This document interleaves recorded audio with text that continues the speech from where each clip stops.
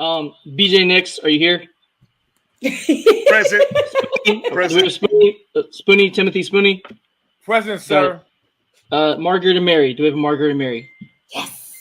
Cool. And the margaritas. All right. Class here. We're ready. Let's go. Yes, let's go. Okay. This is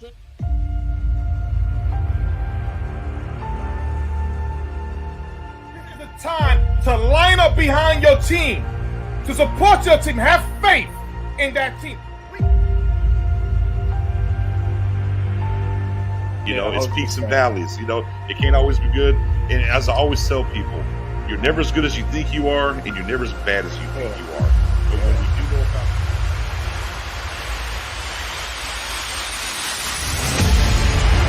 house call, Trevon Diggs pick six.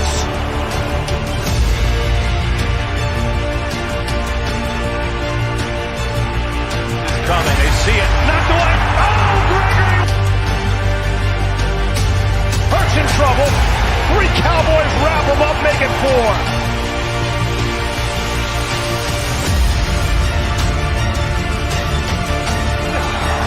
Micah Parsons is unblockable.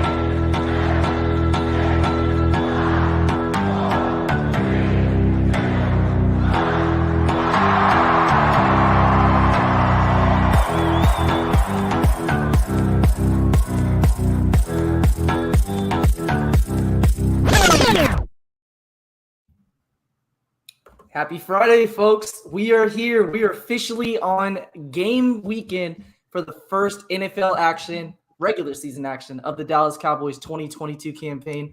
And I have to imagine all of you are feeling just a little bit excited tonight. Probably not going to sleep well. Probably going to be up Saturday watching college football, ready for Sunday to roll around. Then we have to wait. Sunday night football is exciting, but it's also this long wait. You have to watch all the other games before your game, and then you get to cap it off at the end of the evening. So with that said, happy Friday, everybody. Hope you're having a great evening.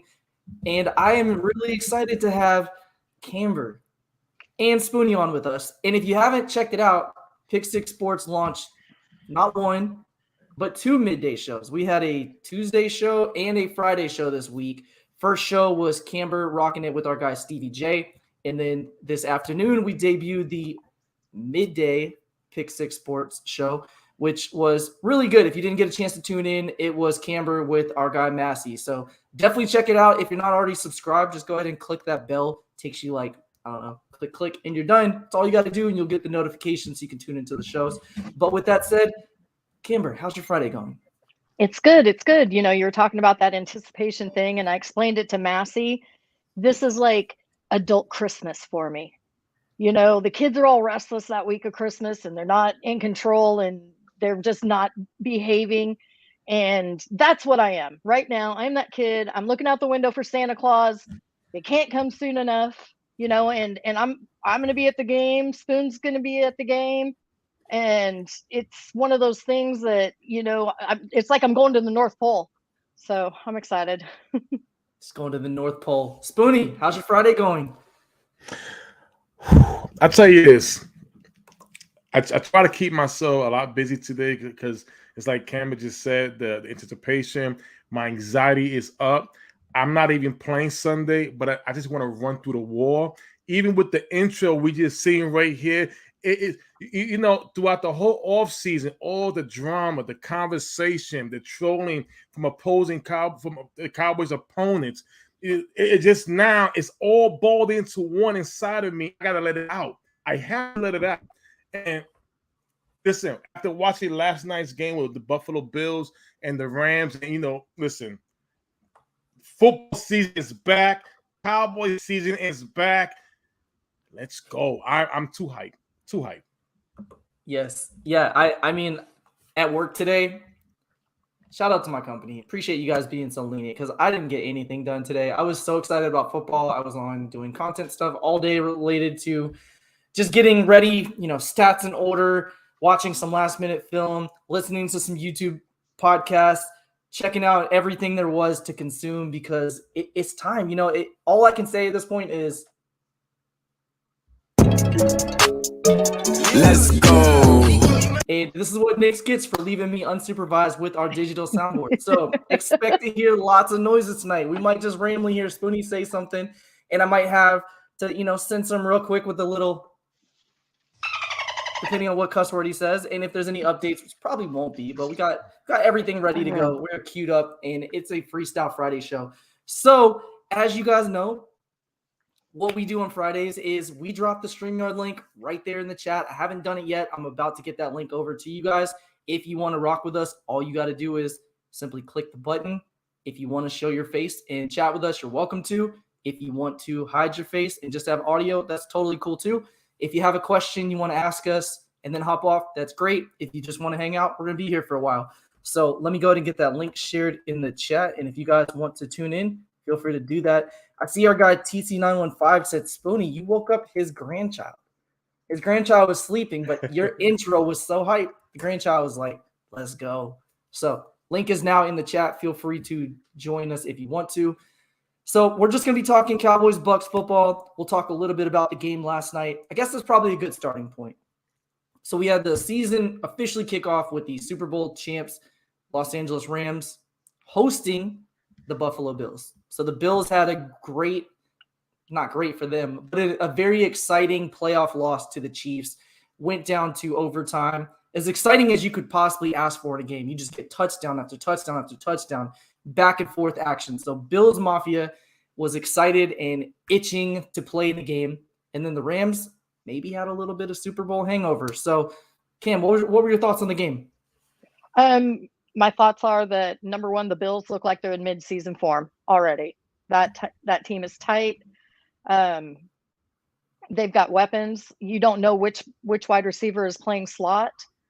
As far as with the Rams, and we can talk about this later, because I have the same worry that could happen to us that happened to the Rams, is that Cooper Kupp was the only target, and they, because of the talent that the Rams had on the field, they were able to cover him pretty well. And we may be in that same situation with CeeDee Lamb. But, the Bills are legit.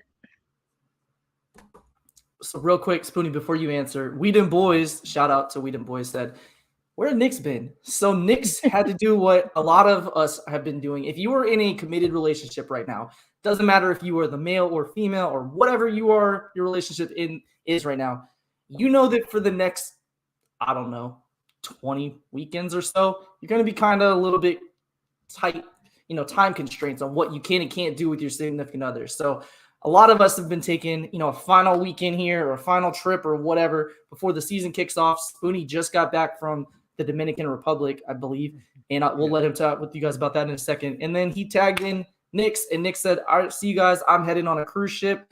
I have no idea where he's been, but he's been all over the place, looking like he's having a great time with his wife. It was her birthday either today or yesterday, so shout out and happy birthday to her. Terry is phenomenal. She puts up with a lot and lets Nick do as much content in Twitter Spaces as he wants. So the least he could do is celebrate her for being the amazing wife she is. So again, happy birthday to her. So that's where he's been. He should be back. I think he ports tomorrow morning, so he'll be back ready for the game Sunday.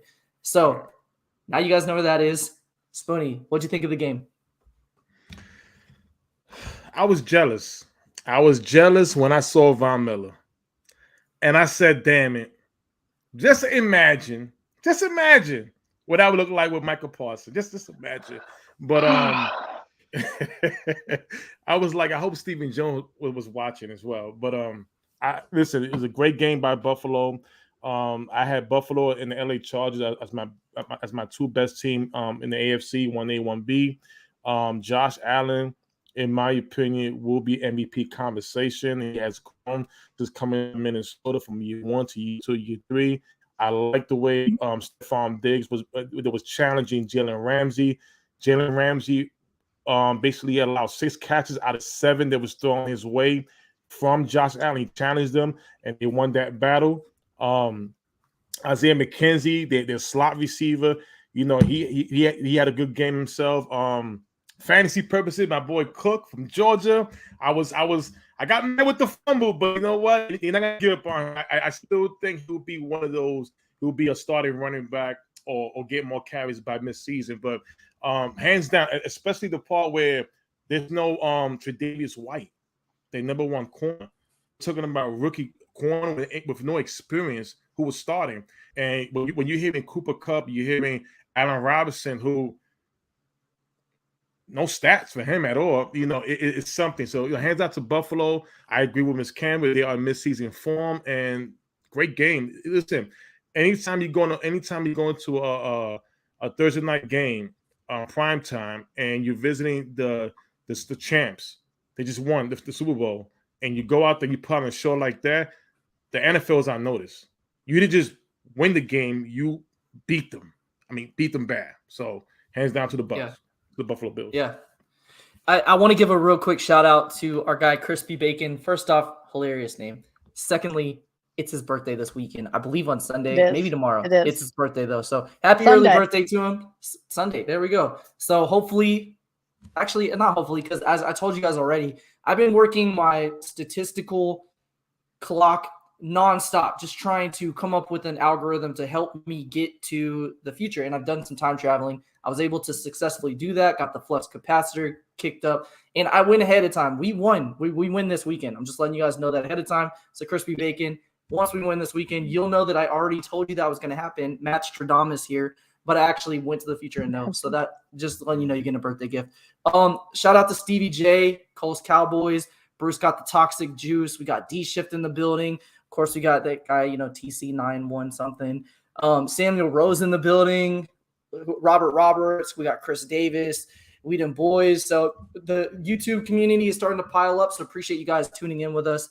What I want to talk about now is, can I tell the score? I can tell you the score. And I got lottery numbers. Which one do you want first? Want the score?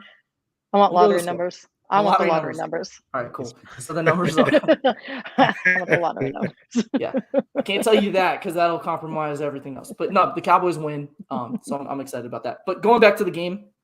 So Spoonie mentioned having Tre'Davious White out. You're playing against an offense that still has Allen Robinson. Obviously, Odell Beckham's gone. But they have Allen Robinson. They have Cooper Kupp across from them, Matt Stafford.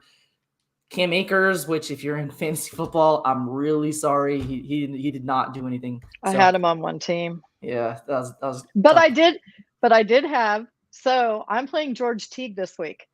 Okay. In the one league. Shout out I had to Josh Teague. Allen. Yep, I had Josh Allen. I had Cooper Kupp. I had Gabe Davis. I had Davis had a good game. Knox. I had Knox and the Bills defense. So just kind of loaded that up real quick. a little bit. Yeah. So Spoonie mentioned that Tre'Davious White was out. They had to start a rookie, Kyer Elam. So I was a big fan of him. First off, let me be clear. As a Georgia fan, I hated him.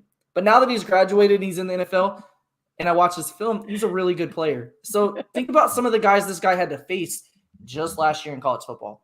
So, or the last 2 or 3 years in college football. So he's going up against a Jamison Williams, John Mechie, George Pickens, some really talented wide receivers that were heavily sought after by the NFL team. So kind of helps a little bit when you play at a big program, whether it's, Big 12, SEC, ACC, whatever.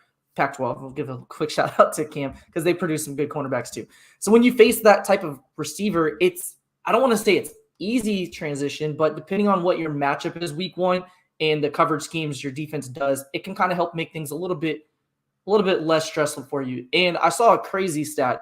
The Bills had 7 sacks and didn't blitz a single time. Right. So when you do that, that means you're dropping a lot of guys in coverage. So that obviously helps the cornerbacks. They're not on an island. They're not one-on-one as often. They have the 2 safeties who are both Pro Bowl, all-pro caliber players dropping back deep, and the linebackers dropping in those intermediate zones. Kind of makes the field a little bit more condensed, so it's easier for an Elam or somebody like that to have a successful week 1 without, having to main cover a guy like Cooper Kupp all day. So, yeah, Bills look good. The first half was kind of what you'd expect when a lot of teams aren't playing their starters in preseason. You had 5 penalties combined. You had 4 turnovers. Wasn't really a pretty half of football. And then the second half, it was all Bills, and that was kind of the story of it. So I don't know if it's a Super Bowl hangover. I don't know if the Rams should be panicking on their offensive line, although they played terrible, or if that was just kind of a combination of everything going wrong that possibly could. But the Bills definitely set the table. They set the tone for the league, saying, yeah, last year was not an aberration. Yeah, we lost Abel. He's now with the Giants, but we're the same team. We're just going to continue to crank at it, and they look good. So with that said, let's get that out of the window, out of the table, whatever. Clear the table, and we're going to talk Cowboys football. So some injuries popped up today. We had an injury report, some guys on it that we were not expecting, and some guys that were kind of exactly what we expected. I'm going to pull it up really quick so you guys can see it in case you were not able to check out things. Maybe you were working or whatever today, but it is on the screen now. Yeah, there we go. Okay, so Michael Gallup has been a conversation. Is he going to play? Is he not going to play? Jerry said, he could play if we needed him to if this was a Super Bowl. Mike McCarthy was kind of a little bit more coy with it, saying, we'll see. We'll see if he practices and kind of go from there. And then Michael Gallup was like, nah, fam, I'm not playing. Absolutely not. So now we know officially he is out. If you look at the game status, he's officially out. He has been practicing in a limited capacity, doing some individual stuff, which is good. It's an encouraging sign, but he's out. He's not going to play. Jordan Lewis, he's had the hamstring injury. Wednesday and Thursday was limited. Today, full participant. If you look at his game status, there's the dash. That means he's good to go. There's no injury status for him heading into this weekend. So barring something happening, he's good to go. We should have Jordan Lewis this weekend. And then we got our guy, Rain Dakota Prescott. Again, there was some concerns, some Jordan irritation on his on his heel, ankle area. And apparently it was just a new cleat he was trying to break in. It just didn't feel right, so they checked him out. He is good to go, was a full participant today. So the panic that the nation felt can kind of chill. And now we have Jaron Kearse.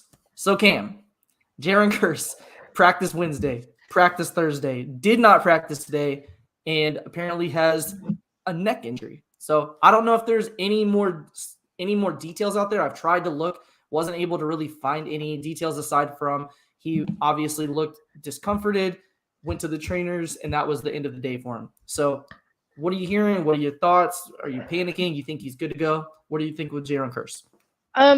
Yeah, I'm definitely concerned. I have a call in to see if I can get an update on anything. I haven't heard back from anything on that. Yeah, I definitely have a concern with it because Kearse is one of those guys that's going to be your pressure in the middle. And we know that Tom likes to throw up the middle and he looks for those tight ends in that area. And Kearse would be one of the guys that would be there covering him. So, yeah, that's not the news I wanted to hear.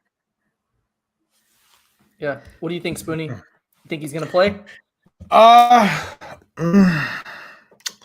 think he'll suit up, and they'll go from there to see how he is during game day. We still have tomorrow, Sunday. We still got tomorrow and the whole day on Sunday. I still think he'll suit up, but they'll make a decision from there, make a game time decision, depending on how severe it is. If it's not that severe, and he just taking it easy, I definitely think it's going to be game time. Yeah. So Chris, I just removed it because I know we had the Freestyle Friday banner over it. But Chris said, who's out for the Bucs? As of right now, they have 2 players questionable, and that is Chris Godwin and Russell Gage, so 2 wide receivers, and Zion McCollum is officially out. Everybody else is expected to play, barring something happening. So I just want to remove that banner really quick so that you can see that. So that's what the Bucs are facing right now. They have some questions on who's going to play from the wide receiver standpoint, and they are, aside from that, looking like they're in pretty decent shape. They have a lot of guys on the report, but again, as of right now, only 2 are listed as questionable and 1 out. So I was kind of when I saw Jaron Kearse, they kind of surprised me. And then I thought, like our guy TC915 and also Toxic Tom Downey brought up earlier in the chat, he's had a lingering back issue. He had something that happened. He had some irritation in his back, several weeks back.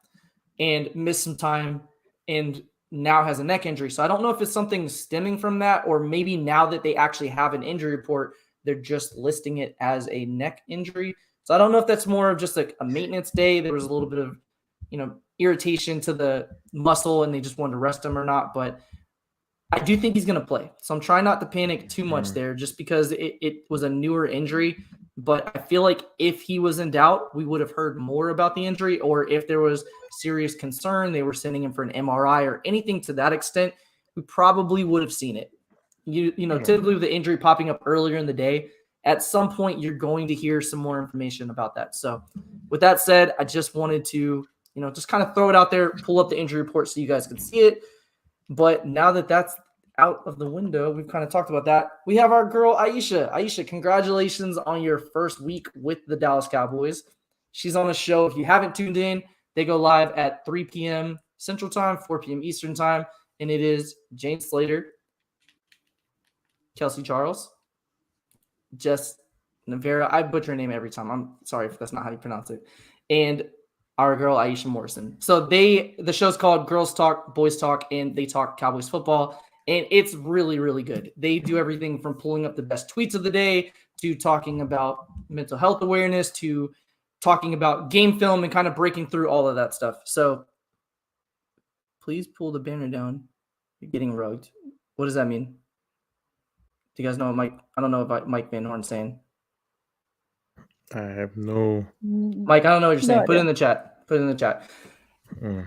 All right. So now that that's kind of done with, I wanted to talk with you guys about the show, the game coming up this weekend. What do you think is going to happen, Camber? Do you think that this is going to be something that we see a lot of high scoring? Do you think it's going to be a low scoring game? Do you think it's going to be defensive matchup? The defense is going to kind of carry it for both sides. What are you expecting? Okay, so it's really going to come down to that offensive line. Both quarterbacks are going to have to get that ball off quickly. That's the key to this game because their offensive line is just as much in question as our offensive line. So that's going to be one of the biggest keys. It's going to be how well can their offensive line hold up against, because we both have good defensive lines that are coming in, and how quickly either one of those quarterbacks can get the ball off. And we know that that's Tom Brady's forte. I mean, the man is perfect at it. He's going to be looking for that quick release. If we apply pressure to him and we take the middle away from Tom Brady. You have to take the middle away from him because he's not as good on the outside in that way. So I'm looking for a lot of blitzing. I want to see Micah down his throat, hitting that A gap, and the interior defensive line doing its job. Yeah. Okay. And especially when you look at the Bucs situation, because a lot of conversation through the Cowboys community has been our offensive line. There has been conversation, of course, of the Bucs offensive line too. And for those that haven't been kind of, caught up to date on what they're dealing with, they are on their third string center. They're also going to be starting a rookie at left guard, so it's their backup guard. So, and then they had Tristan Wirfs miss multiple weeks with a lower ankle leg injury, or if you ask Jameis Winston, a lower leg wrist injury. He's now back. He practiced this week, but he's missed some time too. And then of course Brady's missed time. So we're not the only team, kind of rolling into the season. You look at the injury report across the league and you see names like George Kittle for the 49ers and some big names for every team. It's just kind of what happens with the attrition and wear and tear of football. It's a physical sport and guys get nicked up. And now that we're in regular season, you're going to see injury reports because teams get fined if they don't list injuries. So Dak kind of made a joke about if I have a hangnail, it's going to be on the injury report. They have to list that. Seems extreme, but if he's not wrong. Like if there's anything at all that a player misses time for, they have to list it or they can get fined. So just want to throw that out there. So Spoonie, Camber was talking about some of the things that she's expecting to see from the Cowboys. Mm-hmm. What do you think we're going to see this week? Do you think, because there's been, when we did our score predictions on Wednesday, we saw everything from blowouts from our guy Daryl Schapp. He thinks we're winning 48-24 or something like that. And then I'm seeing other fans say 19-13, like a low-scoring defensive matchup. What are you expecting to see? I'm with Nick Campbell all the way. This is why on Wednesday's show I came out and said when you asked who's going to be the MVP of the game, and I picked Osa, and I believe Osa And them big boys in that middle is going to flush Brady out and they make him rattle. You don't always got to sack Brady. You just got to make him feel uncomfortable. Uncomfortable. At the end of the day, let's be honest, he is 45 years old. That's maybe young for us, but when it comes to football, it's a lot of things you could get. Listen, everybody knows the deal. The defense can do it. You're rushing Michael Parsons up the middle. You got to just distract him, make him feel uncomfortable. I don't care about having 5-3 sacks or whatever. Make him feel uncomfortable. Make him feel unrattled. And that is it right there. Once you do that, bam, the game is in our hands. It's just about the offense doing their part. And that's been the biggest mystery during this whole offseason. Well, and we also have to remember, and we haven't seen Tom have the kind of drama at home that he has right now. And we don't know if that's mentally in his mind. Yeah, his mentals aren't quite there because Gisele's packed up and gone. So, yeah, there was some conversation about that actually going back to our girl Aisha's show earlier. Jess brought that up and said he just sounds it just sounds different right now. So Brady's kind of always been a guy that always gives flowers to his opponent. That's kind of what he does. He always commends them for the good players and, kind of when joke opportunities are available, he takes them. He's an easy interview. He gives you good answers. He's professional, kind of what you'd expect from a guy like Tom Brady. This week, though, some of his answers just seem like he's just not quite in it. I'm not saying that he's going to do that. Yeah, I'm not saying he's going to do that during the game, but Micah Parsons made a comment about, stepping on throats and a comment about roaches. And when they brought it up to Brady, he was just like, oh, that's interesting. I just play to win the game and I don't really want people to get injured and I just do the best I can. And it just wasn't his typical response. So maybe we're all reading too much into it. I don't know. It's just interesting. It's worth noting. So I thought I'd bring that back up. Yeah, D shift. Yes, he's always to men on repeat. Listen, this game has been played a long time, and the one thing that players don't stop doing is stop to get reading material on you. Everybody does it. They get some reading material on you, what's been bothering you, what's going on with you, and they utilize that on the field. Guys like John Randall from the Minnesota Vikings did that all the time. Guys like Warren Sapp did it all the time. Now, I don't know if anybody saw the clip with Michael Parsons when he came out and said, it's time to get Brady out of here. So it's now somebody would take it with, oh my God, this is the GOAT Tom Brady. No, Michael Parsons is being very serious. He's bringing that dog mentality. I don't care who you are. I don't care what your resume look like. You're on my field. I have to get rid of you for us to move on. And this is going to be utilized on the field on Sunday. I would not be surprised. No disrespect, to Tom Brady and his family, and then not to be in his business and judge him. But I will not be surprised if there were comments being made towards Tom Brady on that line that really is going to really frustrate him. And I'm thinking my comments like, you better get home to your wife or X, Y, and Z. You just never know. And a guy like Tom Brady, let's be honest, he answered the bell. He always answers everything. Anytime when you're that competitive, even in checkers as chess, you cannot tell me you're going to ignore what a person is saying. And it can really rattle you. It can make you even better, or it can just really break you. So we got to be mindful of that. And that, and also when he's looking down that field, he's looking down that field at a much different receiver core and everything and tight end squad than he had last year. Antonio Brown was one of his biggest targets in the game against us. Gone. Gronk, gone. Now we're don't know if Godwin's playing. Gage is hurt. And that tight end room, and that tight end room looks entirely different. They're fighting for TE1. My boy Cade Otton is one of them that's fighting for it, but he's throwing to Cameron Brate and Kyle Rudolph at tight end right now. I had to get it in there just one time. But he doesn't have the weapons he had, and he was gone for that huge part of camp, and he wasn't there throwing them the ball consistently. So Cowboys Nation has been really worried about us and our wide receivers and what's going on. They've had the exact, almost mirrored type of thing, even maybe a little bit worse there in Tampa. Yeah, and that's one of the things you guys both mentioned too. Some of the comments you're going to hear from the fans alone. Like, I fully expect there will be fans that have signs up players do their best to tune that stuff out.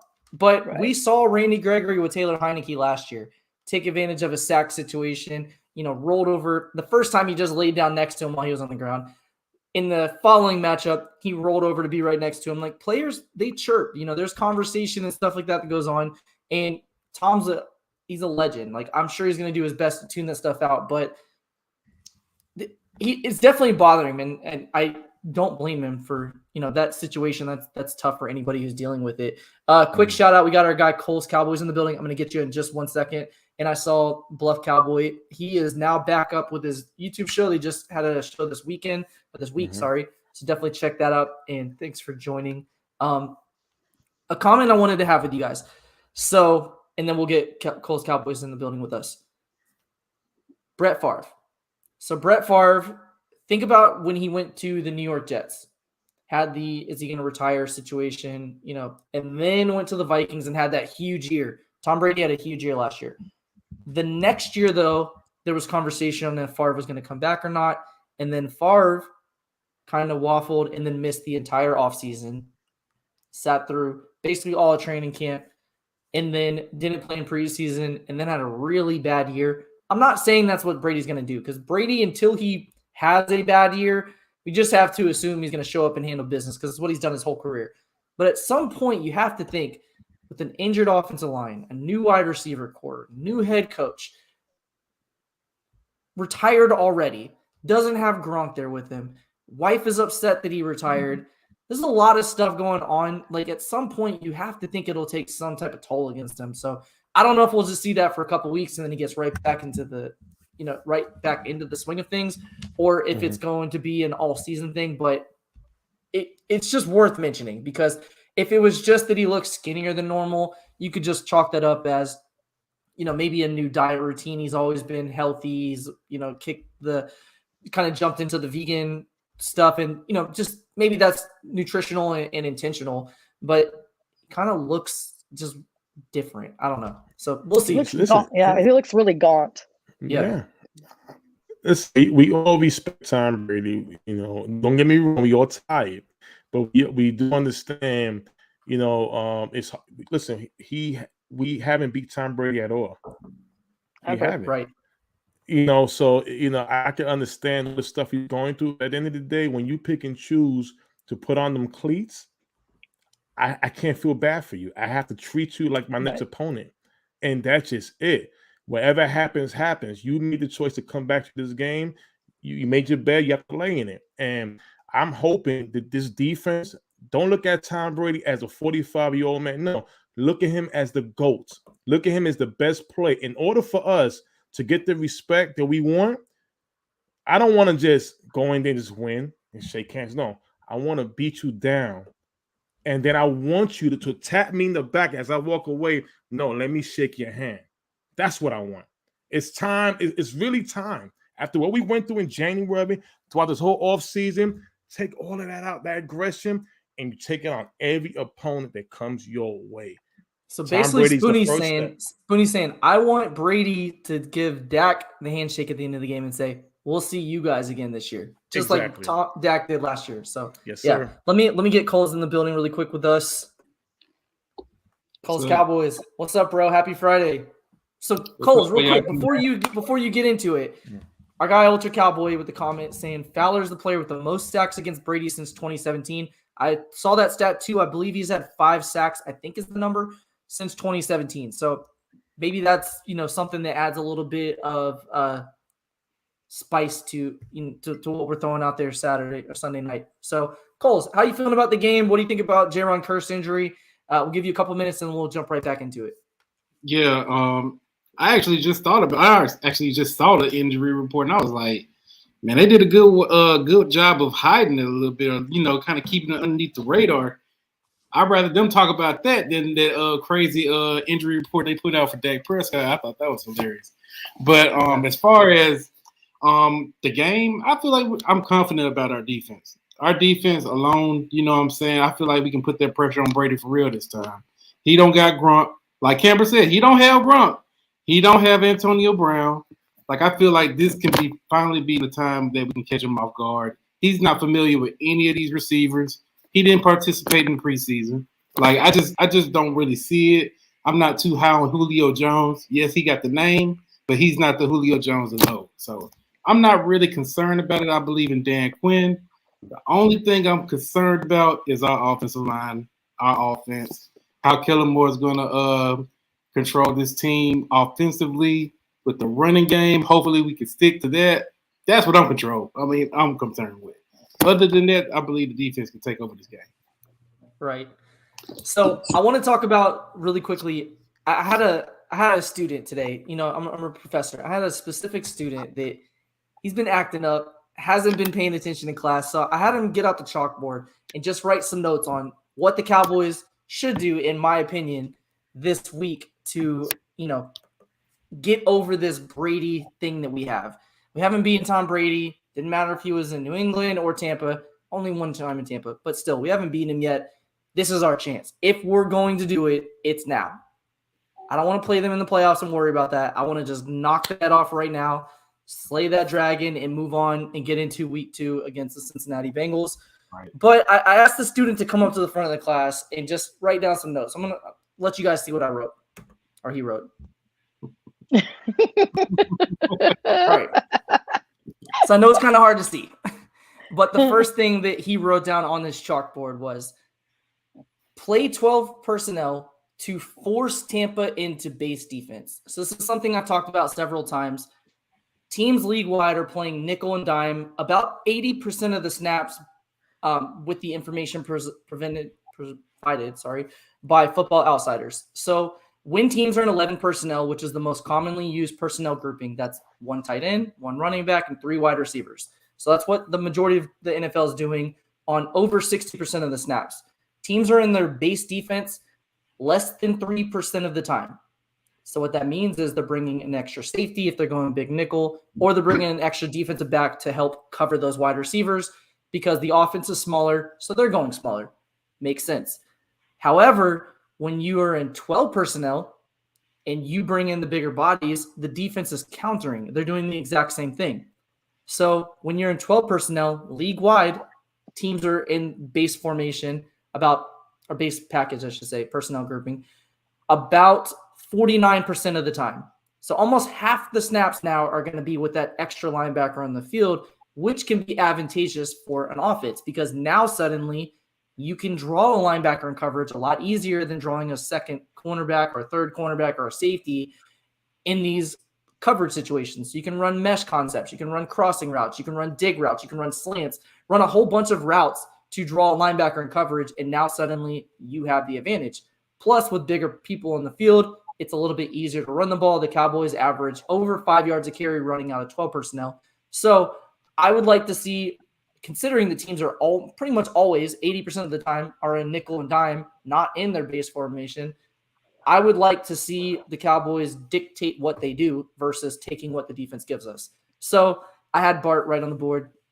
Use 12 personnel, but not just to use it, to force Tampa into their base defense. The second thing that he said was run the ball with a varied attack. So what I mean by that is I don't want to feed Zeke just to feed Zeke. I don't want to just slam him against a brick wall and run him right up the middle into Vita Vea over and over and over again. I don't want to bring in Tony Pollard and immediately give him a toss outside or something like that. I want to give them multiple looks from the running game, whether that's a jet sweep, whether that's 2 backs in the backfield, anything like that, just to keep them on their toes. I want to keep them off balance. So that's the second bullet point that he wrote. The third thing is heavy play action. Again, if you're a defense that prides themselves in the ability to stop the run, that means you have to commit resources to stop the run. So the best way to counter that is to do play action, because what that does is it forces the linebackers to freeze just for that split second while they diagnose, is this a run or pass? Because if they fully commit to the run, you now have passing lanes behind them. If they don't, you can then run the ball. So it kind of sets things up for RPOs, and play action just causes the defense to pause for a little bit. Number 4 is an easy one. Got to win the turnover battle. We won it last year. Should have won the game. Special teams errors and things like that cost us. Penalties cost us. But got to win the turnover battle again, because if you do that, you have a 78% chance to win the game despite anything else. Doesn't matter if you lose the yardage, penalties, time of possession. If you win turnovers, you'll win the game. And then the fifth thing that our guy Bart wrote down for us is commit 8 or less penalties. If we can do that, we can keep the penalties from being out of hand. We should be in the game. So appreciate Bart for doing that for us on the chalkboard. I just wanted to show you guys what I've been working on with some of my students in class. So those are 5 things that we talked about this week. So with that said, what do you guys think about that? Is there anything there that jumps out at you or anything that you guys disagree with that you tell Bart, maybe don't listen to teacher on that one? What do you guys think?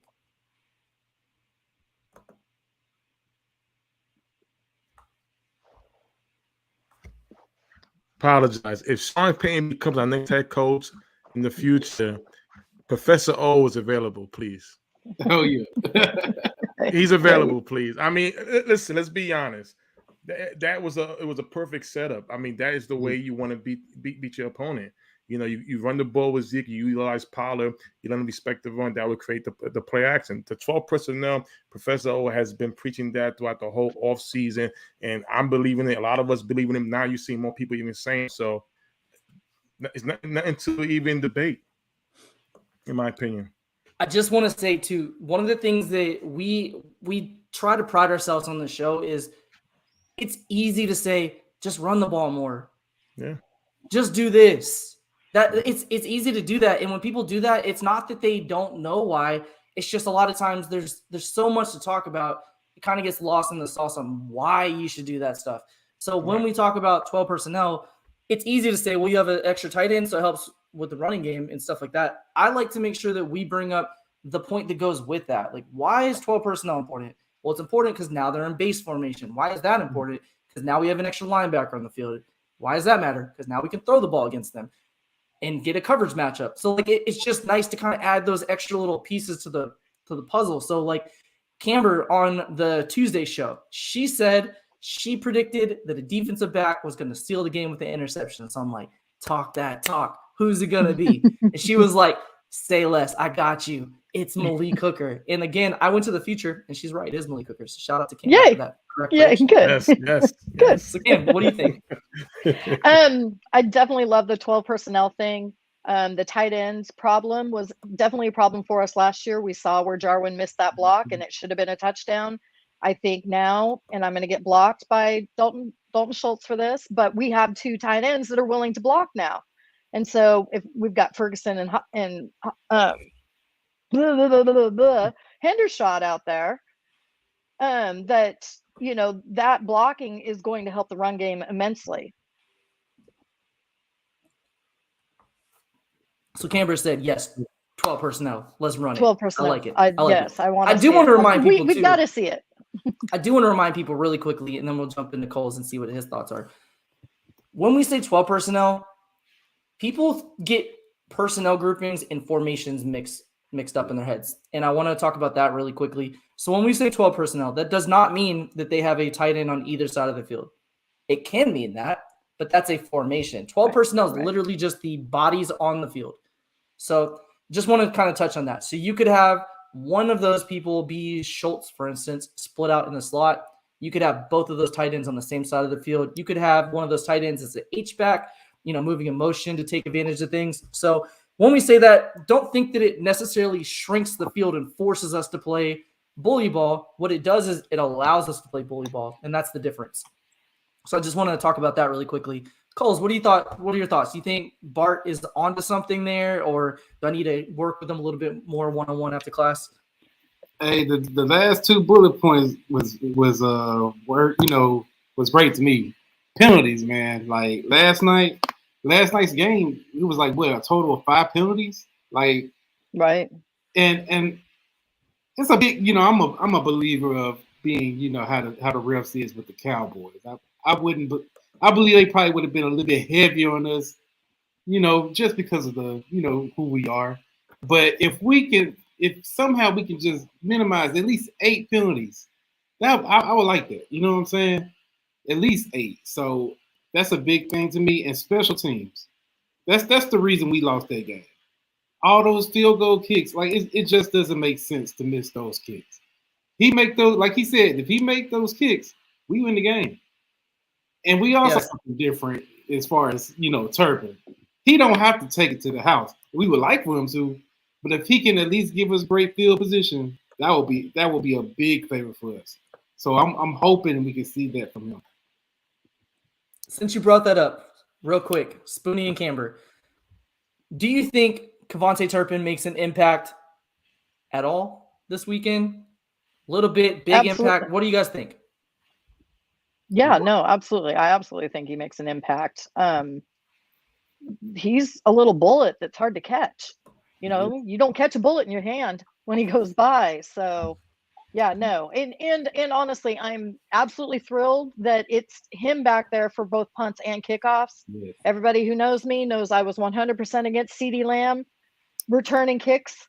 I've used this many times. That was like buying a Ferrari and hauling dirt in it. And that was not about what my world was. So yeah, I think he absolutely does. And they can try and plan for him, but how do you plan for that? You can't plan for that. Right, Yeah. you can't. Not with that speed. The thing too with those returns, it's really hard. Like if you're expecting Seattle again, like we're probably not going to see a punt and kick return in the same game. If he can just get a 20-yard return or in the punt game or a 35-yard kick return or something like that to just kind of set us up with a shorter field, those hidden yardage, you hear that mentioned from a lot of the content creators because it's really important. People look at the offensive production. They look at what the defense did. But it could be – hidden yardage could be anything from takeaways. You forced a fumble. Great. Did you pick up any extra yards on it? The takeaway in itself is great.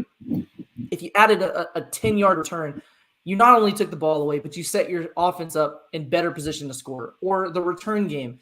Did you average 28 yards per return and they averaged 23 yards? That means every single time you return the football, you spotted your offense 5 yards in an advantage that the other team didn't get. So, like, that's what we're talking about with hidden yardages.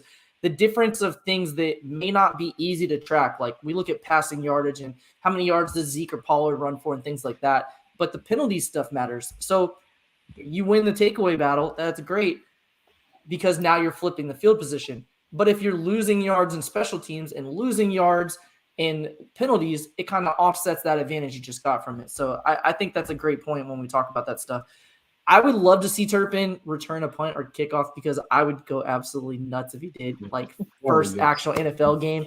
Because then I'd be like, all right, Rico, I know that you're number 23, and I know we just gave him number 9, but let's just give him 23. Because we heard from Bones Fossil he has some Devin Hester in him, which obviously is not downplaying things at all, right? There, that's kind of setting the expectations like ridiculously high. So I don't know that he has a huge impact, but he's definitely a guy, to your point, Cole, and to your point, Camber, that could be the difference maker. Because all it takes is that one return where last year maybe it was a 8-yard return, and this year it's a 25-yard return. That's the difference in scoring a touchdown and kicking a field goal, or the difference in kicking a field goal or punting. And like that stuff matters. So, Spoonie, what do you think? Yeah, because I was going to say real quick, CD was 17th in the league 2 years ago in punt returns, and I think he was 23rd or 24th last year. And I definitely feel like Turpin's going to be top 10. Yeah.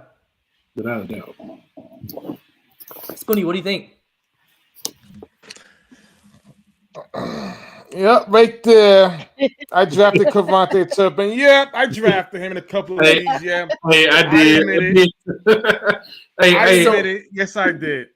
Keep in mind, I just want to remind people, if you're a fantasy football player, just want to remind you, Kevontae Turpin's punt return touchdowns count towards your defense. So if you have the Cowboys defense, I'm just reminding you that helps your defense. Do. I got the. I'm starting the Cowboys defense. There you go. Over the Saints. Over the Saints. I named one of my fantasy teams after Turpin, and I didn't even draft Turpin. Somebody else drafted him. So I'm gonna have to change my name. But I gave it the Teenage Mutant Ninja Turpins. So that was my team name. I like that name, Teenage Mutant. I like that. Teenage Mutant Ninja Turpins. I like that. Listen, Kevontae Turpin was assigned with 3-deal just to return kicks and punts. Return. He was there to really have a role in this offense, and I believe he's gonna have an impact in this game. I agree with Cole what he said. It doesn't got to be a touchdown each way, but the field position, that's what counts. You give the offense a good field position, that would definitely help them out to do what they got to do. And listen, for anybody who like Bones Fossil saying that he reminds him of Hester and stuff like that. He could name a bunch of different returners. Hester's been retired a long time ago, but he can name a whole bunch. He named him for a reason. The Cowboys did scout him from TCU, ever since his last incident, he had at TCU, it was still monitoring him. So to me, there's something there. I don't think he's just a return. I think he's going to have an impact playing a role in this offense. And it could be a jet sweep. It could be some plays in the slot. Utilizing his speed would definitely put the heels on the defense. And yes, answer is yes. So Turpin time.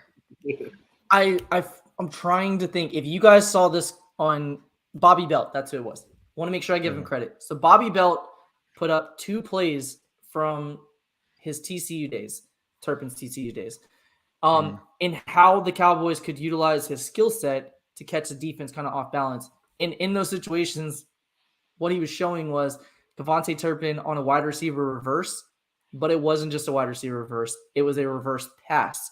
Because if you have a guy like Turpin, the easy thought is they're going to run jet sweeps, they're going to run wide receiver screens, things like that. So if he comes on the field and we do that, we're basically Lucky Whiteheading him. We're giving away exactly what he's going to do. Tavon Austin, whatever player you want to think of.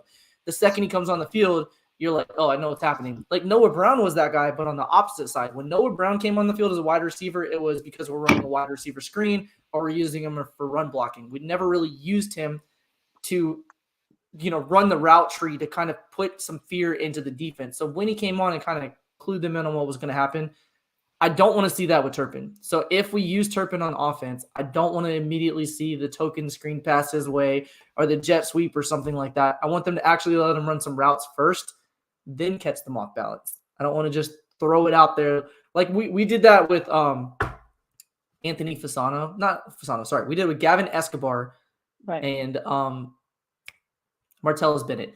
We brought them in the goal line, split them out in the slot, and then immediately threw them a fade pass. Immediately. There was no setup. Like the second they came on, they're like, oh, they have a giant receiver suddenly split out wide. Wonder what they're going to do. Like I want to make the defense have to consider maybe that's not what's happening or think that's what's happening and then catch them off guard.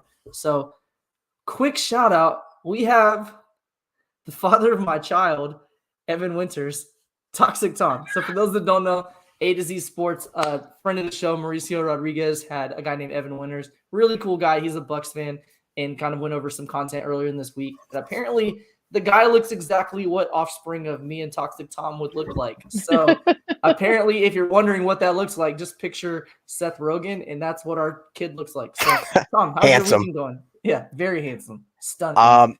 Today I actually had to miss Sky's show because I had to go into the office, and I'm an accountant, and we had to do quarterly financials. And I had to hear a manager talk today, and he always misses and always short on his projections. And he says this time it's going to be different. It's going to be different this time. And I just rolled my eyes. I'm like, oh, I've heard this all my life. I know where this is from, but it's different. Trust me. But it's good to see you all. Like, very good. It's about time football's back. About time. 100%. Yes. So Tom, you just joined us. Some of the stuff we've been talking about. So you're Penn State. For those that don't know, he is not just a Micah Parsons and Cowboys fan. He is actually a Penn State graduate. So he went to Penn State. And now he's an accountant. So he's all about PSU. They look good. They had a nice win last weekend. So shout out to them for that. But we're talking Cowboys football. It's Freestyle Friday. I know that your name kind of infers that you are a little bit more toxic in nature, a little bit more pessimistic about the Cowboys based on what they've shown you. And until they do something realistic, whatever words you want to use. So until they prove otherwise, you're going to be that guy. And that's kind of how you feel about the team. So with that said, we're just a couple of days away now. How are you feeling about the game? You ever been skydiving? I haven't. I'm not going to do that. No, I won't. I've gone skydiving a few times, and my wife hates it. But it's kind of like it's like the plunge. It's like, I hope this works out kind of deal. Mm-hmm. And it's worked out for me, but I look at it, and if there's ever a guy I'm not going to doubt, it's Tom freaking Brady. Like, I get it. He's 45 years old, but like, this dude has been killing people for what, since 2001? Yeah, but his wife's 2000? about to be dating Pete Davidson. Sure, That stuff sure. matters. It doesn't matter. It's like She's this not dude. really. I'm just kidding about that. I remember watching him when he was at Michigan, and I remember it's just I love Micah Parsons, and Micah Parsons' personality reminds me of Michael Jordan, like that just killer instinct. And when I hear Tom Brady talk, regardless, he's just one of those guys that I'm just never going to give you any fuel. And I know we have a lot of younger fans here. And I remember way back when Michael Jordan was, oh, he's old, he's washed up, he's been out of the league. Okay. All right. Thanks. And he goes up there and he just whoops your ass. And then I am not scared of Tom Brady at all. But I am saying that I really want to beat this dude. Like, I've been saying this for 20 something years. Can we please just beat Tom Brady one time? And we had him dead to rights last year, dead to rights. And the Cowboys did what they always do, and they blow it. It's just, and then I go back on the Twitter sphere, I'll read it and be like, oh, it's a moral victory. And Jerry Jones, hey, we're relevant still. It's still a win. If they don't win, I hope that Mike McCarthy pulls a Herb Brooks. And back in the 1980 Winter Olympics, when they lost or tied Sweden and they should have beaten them, he basically kept them on that rink till they were puking to beat it into their heads like, you are not good enough to be playing like this. You have to be better. Because if they lose to Tom Brady one more time, I hope Rowdy even gets on them. Like, there's no more excuses. Like, this may be your last chance. Do not get blanked by Tom Brady. Like, no excuse. The Dolphins can beat him when they're like going for the first overall pick. You have to beat this guy. Just give me one, please. Just one. I'm right there with you. Like, I don't care about what's going on in his personal life. I don't care about the state of the Bucs organization. I don't care that it's week one and his team has offensive line issues. I don't care about any of that noise. Like, it means something to me as a fan to beat Tom Brady. Like, I don't want to be one of the teams on his list that went over against him. I just don't. I agree. I don't care what his situation is. I don't care if everybody on his team's hurt. If he's suiting up, it means something to me. And that's one of the reasons I love Micah Parsons so much, because there's guys on this team now and on every team in the league that their fan base says, I don't know if they really love the game or if they just play it because it's a living and gets them as a means to an end. And then there's guys like Micah that you're like, he gets it. He wants this. It matters Absolutely. to him. I feel like some guys, like last year, I would have said, if I'm DQ, I would have pulled Micah aside and said, look, he's the GOAT. Get that feather in your cap now. You may not play him again, whatever. I don't think he's the type of guy, he doesn't need that conversation now. Last year as a rookie, maybe he would have needed it going into his first game and the bright lights and all that stuff. But now, like, he already feels like a seasoned vet. Like, he wants to win that game. So it's nice to have guys on the team like that, because when we talk about getting that, every year there's something different. Like 2 years ago, it was, we got to get that dog personality. We need dogs on this team. And then this year it was like, we need tough guys on this team. We got to stop the run. We need badasses on the team. Like, all that stuff. It's great. Like, I hear you. I understand why you're going with that. It's hard to draft a player who's a culture shifting player. I agree. It's hard. It's not hard to draft a good player. Teams do that every single year. It's hard to draft a guy that can come in and immediately impact the culture of your team. And Micah feels very much like a guy that is that guy. Like, he was like, I don't care if it's chess. I want to beat you in chess. I don't care if it's racing. I want to beat you in racing. I don't care if you're the top cornerback drafted, J.C. Horn. I'm a better cornerback than you. Like, that competitive nature is infectious. Yeah. And I'm not saying we don't already have players like that, but I don't feel like we had a guy like that on the defense, and especially a young guy that's such a catalyst. So again, to guys like Micah, like I think he will take this as a personal challenge. Like, I don't care what I have to do. I'm beating Tom Brady. It matters to me. So I hear you there. I'll be honest. I tell you this, PO, for what you were saying.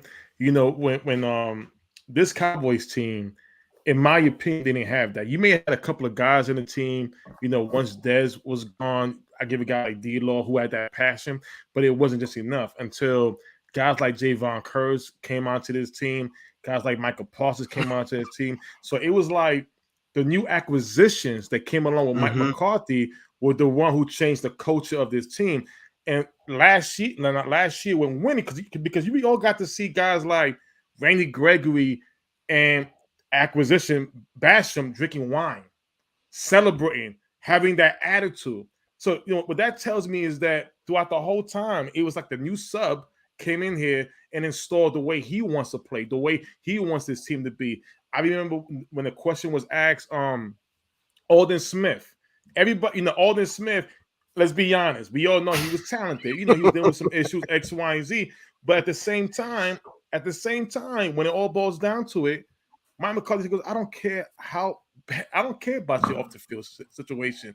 If you're talented enough, you go out there and do the job I need you to do. You on this team. That's what we didn't have before. Right. I believe the second year, this third year under McCarthy, third time's the charm. I believe that everybody is bought in, everybody from top to bottom. And this is why I believe this team this defense especially is going to be tops.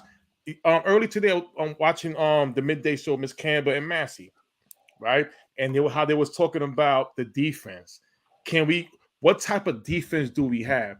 Now, I know I'm gonna say what I'm gonna say right here. It's gonna sound, I'm crazy. Yes, I am. I'm excited. It's football season time. Miss Campbell asks, what type of defense can we be like? We got a running game. We got a running game on the offensive side of the ball. It's going to be hardcore running. The receiving, we got to see what's that about. I like the way Seattle did it. The Seahawks, they had a top defense under Dan Quinn. I'm not saying Cowboys are there yet. I believe we can be in that conversation with the talent that we have, especially this season. Well, look at the offense. The offense that Seattle had nothing compared to what Dak has right now. Even though it's maybe not be as better as last year in the beginning of the part of the season, but I still think that we can be a complete team. Listen, we take care of business. We can take that next step going forward. Now, how big is that step going to be? Listen, we don't know, but it could definitely going to be past the first round. This defense is lit up. That's all I got to say. Yeah. I agree. We have a question, and I think it's a really, really appropriate question right now. So the unofficial depth chart came out earlier this week, and there was a couple notable things on there. First off, Michael Gallup was listed with the starting wide receivers, which kind of started and sparked that conversation on if he was going to play or not. We saw the injury report. We know that he's not playing. However, there was another name at the top of the one tech position, which was our guy Big Bo. Quinn Bohanna was listed above Neville Gallimore at one tech, which is interesting when you combine the amount of snaps that Neville Gallimore saw in preseason, because we do not play our starters and have not played our starters a lot in preseason the last 2 years, but we did play Gallimore quite a bit. He played into the third quarter in 2 different games. So D-Shift had the question, do we believe the Bohanna and Osa hype? So I want to kick that question around. We'll start with Coles. We'll go to Toxic, and then Spoonie, and then Camber. Coles, do you believe the hype in both players, just one of the two players? What are your thoughts there? I believe the hype about Osa because I seen his flashes. I have to see what Bohanna gonna bring. I seen flashes of him over the offseason.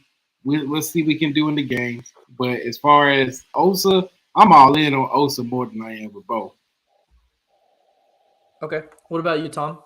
Buying the hype for both or just one?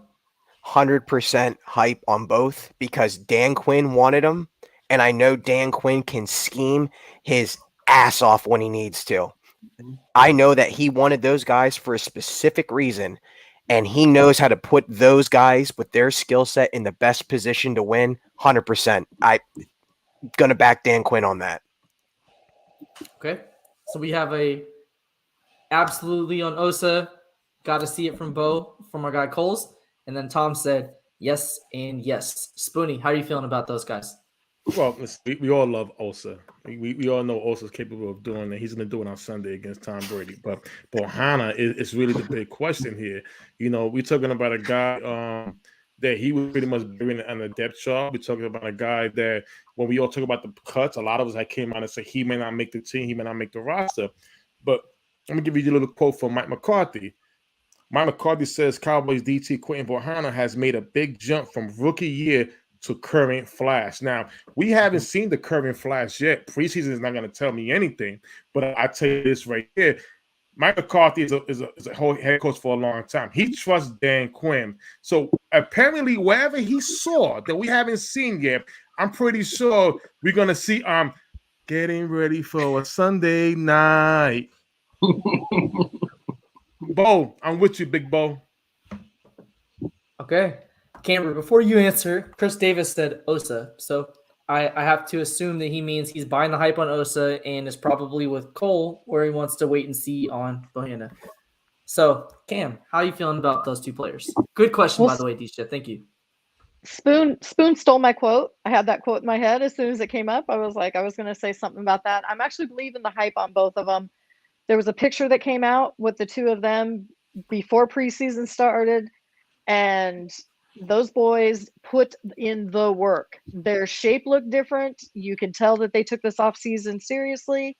I do agree we need to probably see Bo in game more to know it. But, you know, if Dan Quinn believes and they look like monsters in that picture, I'm going to buy the hype on both of them. Okay, so, I'm thinking about the answer you guys are giving me. I'm looking at the chat. It looks like there's a lot of optimism there, and I'm trying to decide how much I want to buy into things because it's that time, right? Like everybody in the offseason is in the best shape of their lives. Like every year we hear Zeke's the best shape he's ever been in. This player has gained weight and looks great. This player lost weight and looks great. So like what's real and what's not, and I have to look at the snap shares in the joint practices, and I have to look at who lined up with the ones in team practices and things like that to kind of, measure the Kool-Aid, to use that expression, on who's real and who's not. And Osa was the guy that last year I was all the way in on. So Osa, yay. And then Bohanna he looks like a different player. Like his body looks different. His pad level looks different. You see him in a one-on-one rep against Tyler Smith, and he absolutely destroyed him. Not that that's a huge cause for concern against with Tyler Smith, but it was a one-on-one rep, and he just immediately beat him off the snap. It wasn't I'm a huge person who's a 0 tech / 1 tech, and I'm just occupying space. It was I'm a big dude who's also an athlete. So with Bohanna, I feel good about him. I do. And I also know how this team feels about their draft picks. Like I know that if there was any possible way that Ridgeway looked better right now, he would be getting the opportunities because that's what our team does. We value draft picks. Both of the guys were draft picks, obviously, but Ridgeway was drafted sooner.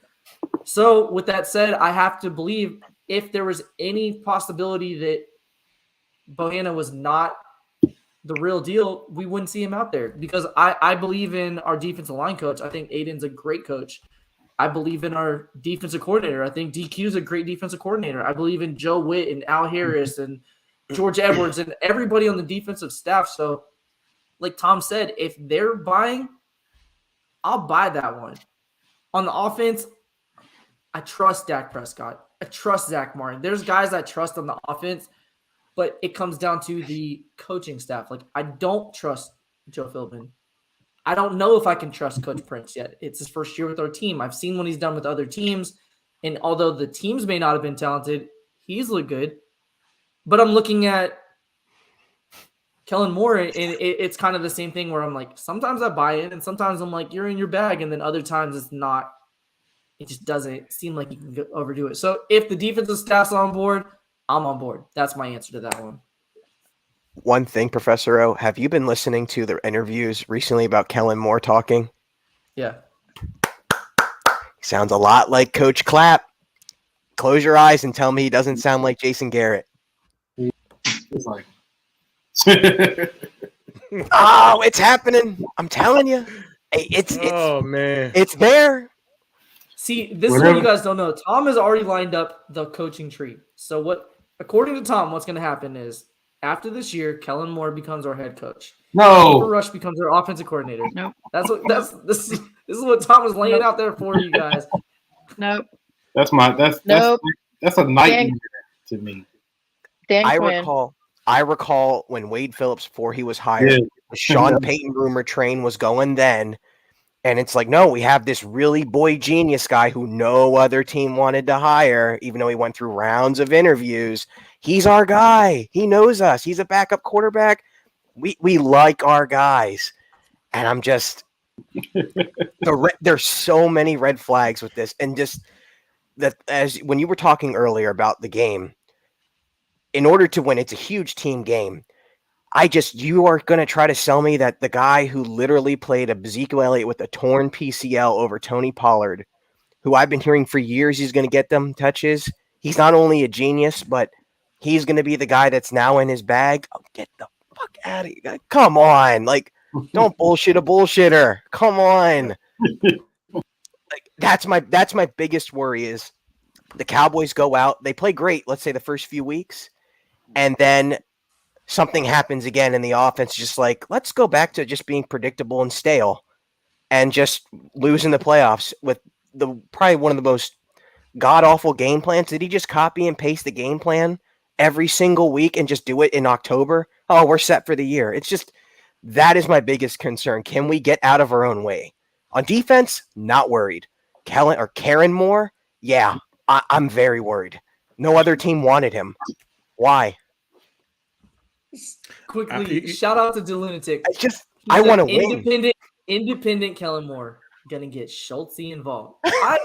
Man, when Kellen Moore said that, I'm like, okay, as a guy who loves dad jokes and like loves to like take on that persona, like I don't want you calling guys Schultz in the interview. I don't know. It's just I get that there's these like nicknames people give, but like armchair, thank you.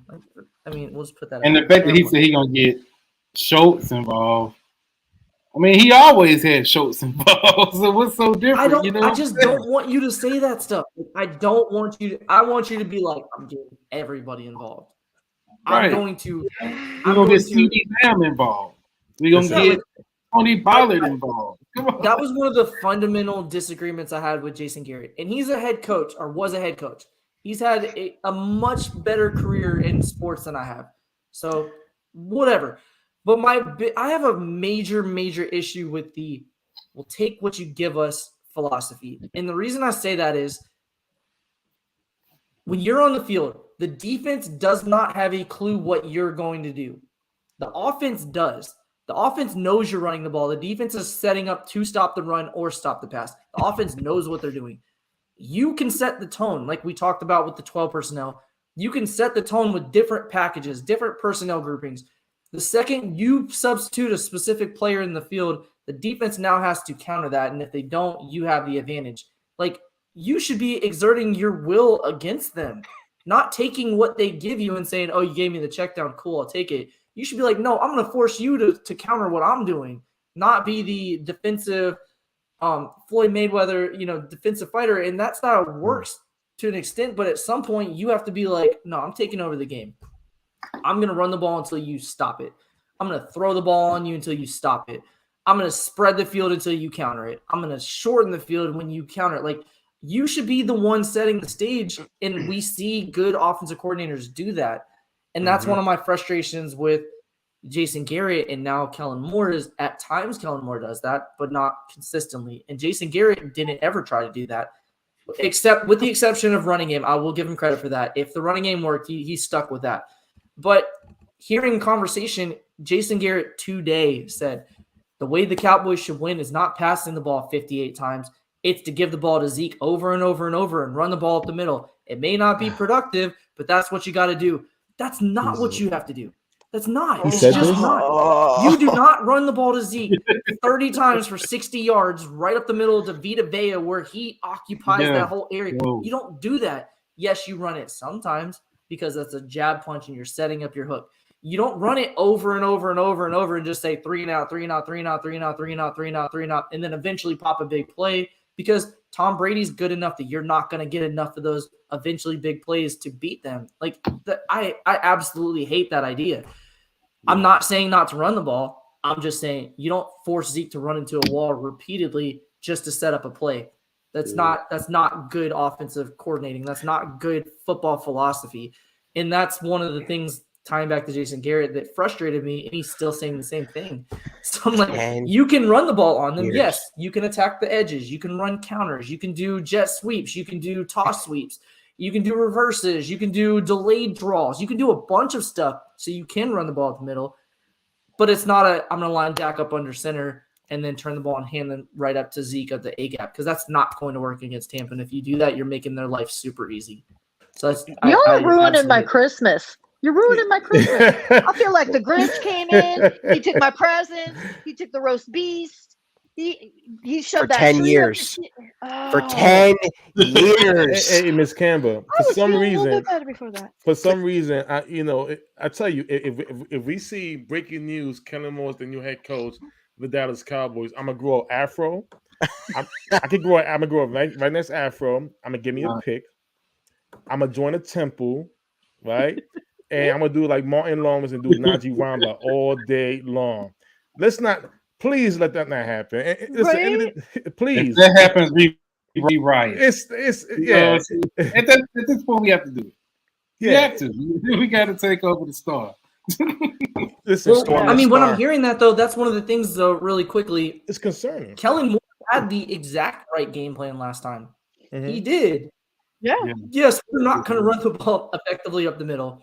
We don't have Zach Martin. That impacts us in the interior offensive line. We had a Tyler Biadasz with 4 career snaps playing against Vita Vea with Connor McGovern next to him. Our interior is compromised. Running the ball 25 times up the middle was not a good strategy. Throwing the ball 58 times, when you hear that number, you think that's way too many passes. You gotta balance the offense a little bit.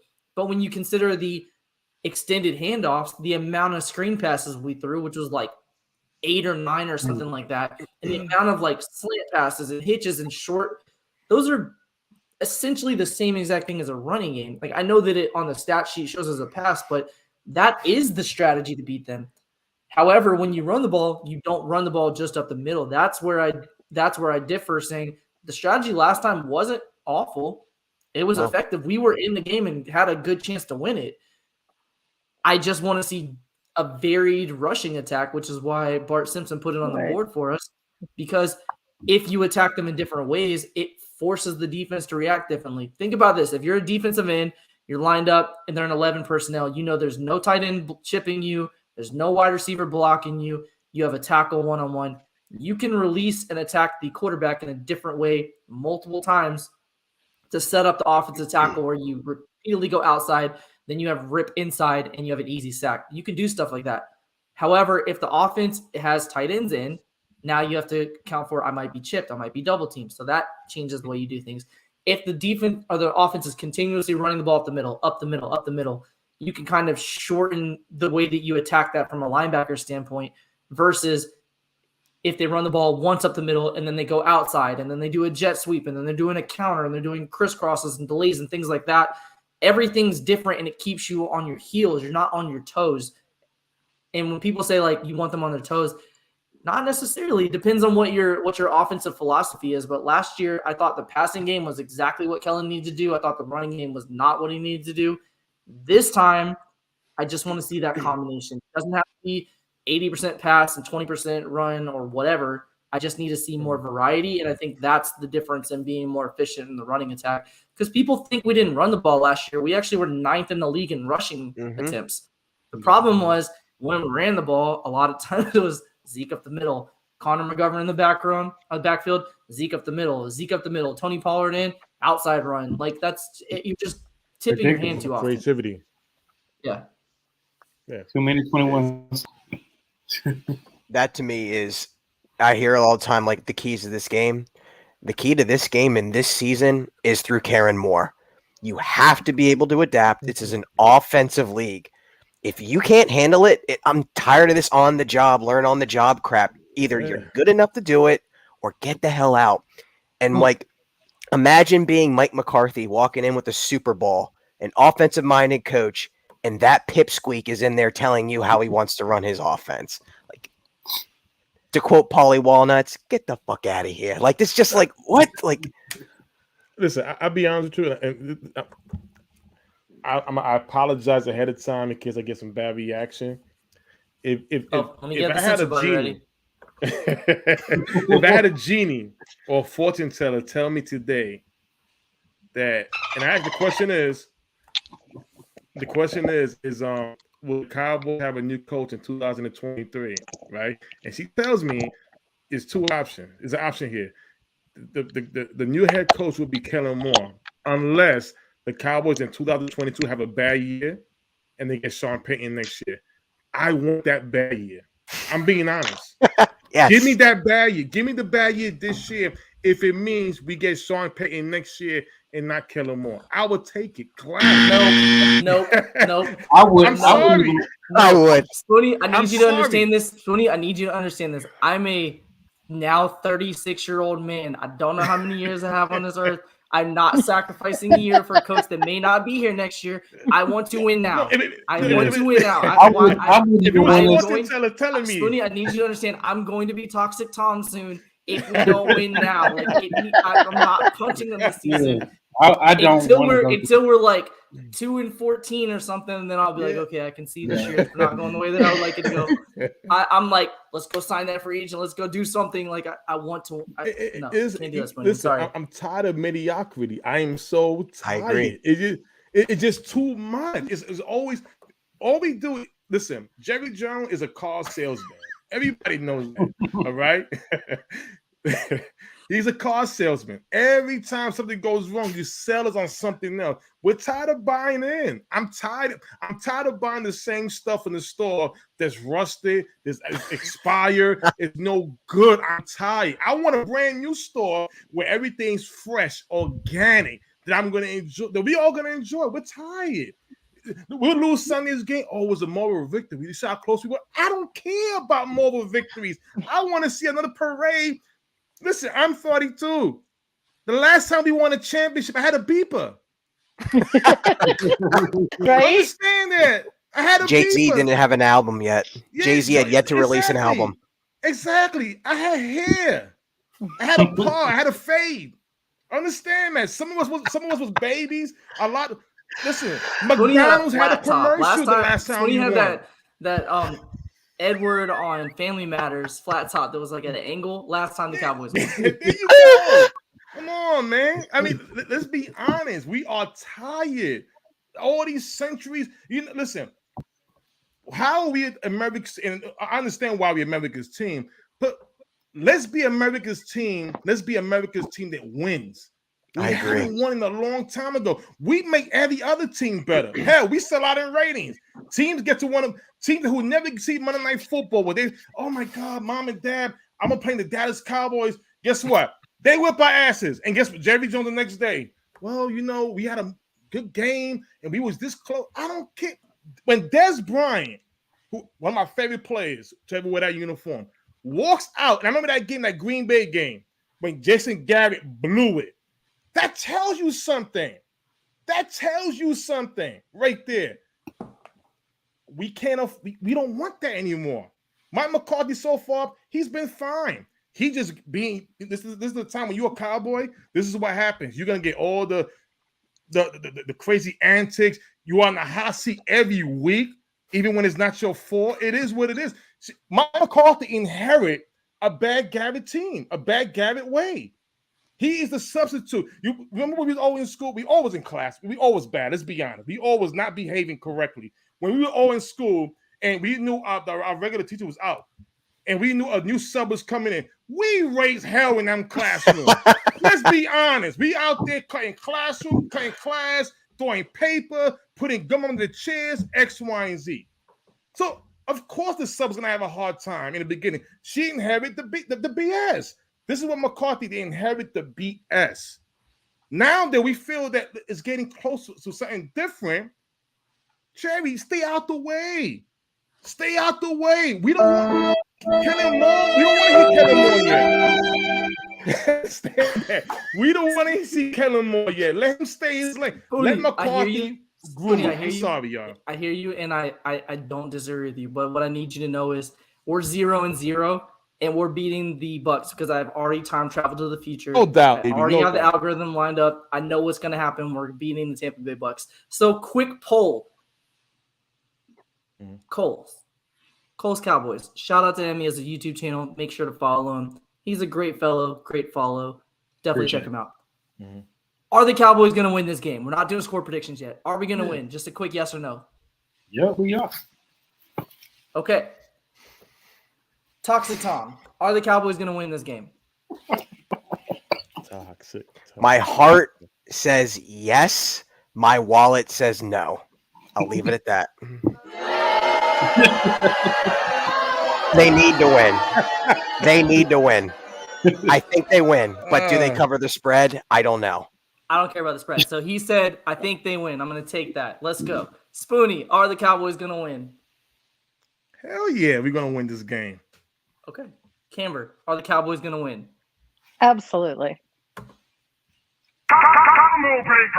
All I do is win, no matter what. Got money on my mind. I'm going to need all the buttons because we're going to win. We got lock 10 again. Everybody hands go up. It ended too early. I need you guys to understand something. It's easy to be down on the past. But keep in mind, like I said, think about the Marvel Cinematic Universe. We had a friend of mine, join our show Wednesday. He's a Bucs fan. He is an ESPN college football game day analyst. He's calling the West Virginia game. So if you're watching the game tomorrow, that's my friend Forrest. Great dude. He's actually a member of the MCU. He was in Falcon and the Winter Soldier and has a recurring character. He's going to be in future seasons and stuff like that. He's in the MCU. Think about this from a Cowboy standpoint. We have a Dak Prescott. We have a leader. We have the Iron Man or the Captain America, whoever Captain you America. want. Yeah. We have a defensive coordinator who's a wizard, right? We have our Swag Daddy Quinn. Supreme. We have our Doctor Strange, right? We have an Avengers, guys. Like, we have a Micah. That's a quote from the Marvel Cinematic Universe. We have a Hulk. We have a Micah. So it's easy to be like, well, they have a Tom Brady and, things of the past and all that doom and gloom. But I just need you guys to understand something.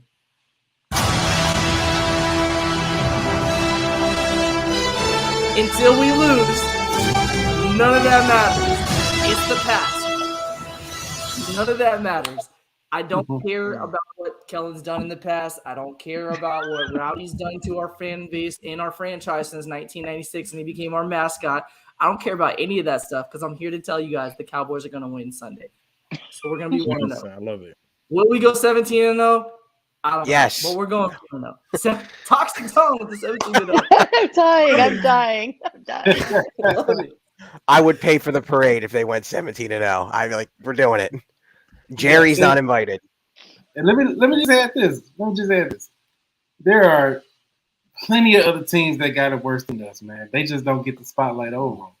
So we just need to, stay positive, and just go from week one and see where it goes. Last year at the same time, we were skeptical about Dak Prescott's health. If our defense was actually going to be good, nobody had us in the ring, and now. We went 6 games winning streak, went 12-5. Nobody's seen us going 12-5. So let's see what whenever all the doubt is on us, we end up, shocking the world. So let's see what we do this year. Shocking the world. You guys hear that? Look, Eagles fans are out there saying we have this dream off season. We got all these guys. We had a great draft. You did. But you have Jalen Hurts. Right. Right. And Jalen Hurts going to win you games? Yeah. I don't know. So chill out with that, guys. And they have very big calls on him too, so that's we don't have to. We've heard dream teams and stuff like that in the past, and again, I understand it because while I'm confident, excited about this game, I'm realistic. I'm a numbers guy. I look at reality. I look at what we have, what they have, every single week, just like a lot of us do. You got to keep in mind though, like things only matter until they don't. Rowdy. is a guy that I look at as a jinx and a curse. I bring him up all the time for that reason. But if we win a Super Bowl, he'll be way down my pecking order of like concerns. I won't care about him anymore. But until we win, they gave him a pet. Why Oh does my he have an gosh. armadillo now? We're screwed. He has an We're armadillo screwed. now. all right. They doubled So down. I was feeling optimistic. Now I know that Rowdy has a mascot, has his own pet, and I'm just He like, has a pet armadillo that runs around with him on the field. Oh my god. don't give him an animal. I'm at the preseason game, and I'm watching it, and all of a sudden, I have my son with me, and he goes, "When the hell did we get an armadillo?" And I look What down. the hell is even that? What? Is it like Giant a? ass armadillo running around because that's Oh what my we want to God. represent us too. Something It was that's like too a- it was stupid like to a- make it across the road and dies all the So time. there's things like, okay, you want to give Rowdy a cowboy a horse? Yeah, no, give him a horse. Cool. Give him the man a horse. I'm cool with that. All I Give him can a- think of is on give him a horse. Get him Friends, out of there.